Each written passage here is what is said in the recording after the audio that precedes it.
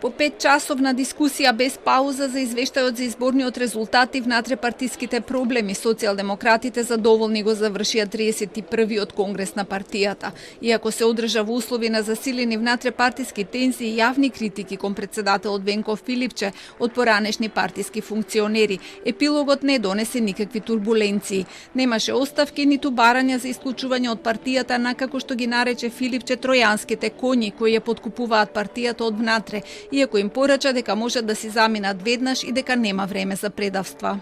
Се дискутираше и за огромниот број на членови, наши симпатизери, поддржувачи, кои што за тие луѓе кои што денеска ја критикуваат партијата, трчали и давале поддршка за време на нивните предизборни кампањи, за разочараноста на тие навистина верни членови.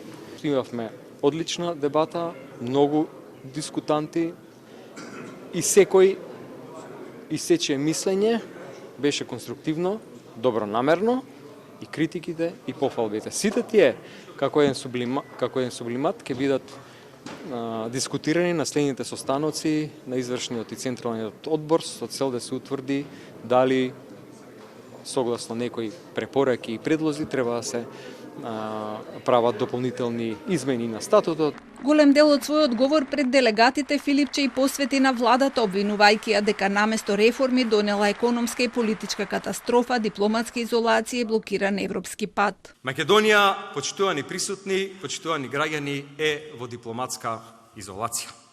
Европскиот пат е блокиран, а тие немаат план. Европа не отпиша, Америка не запишува.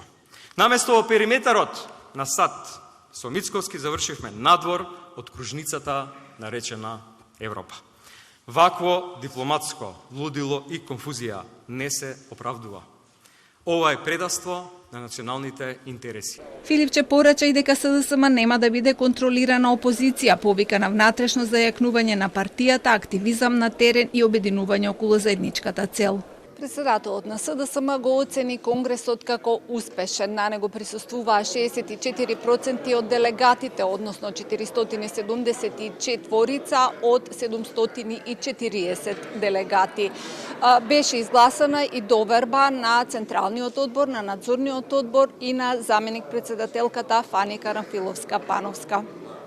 Од поранешните председатели на партијата на конгресот присуствуваа Владо Бучковски и Димитар Ковачевски. Отворениот дел го следеа и делегации од ВМРО, ДПМН и ДУИ, како и од нивните помали коалициони партнери.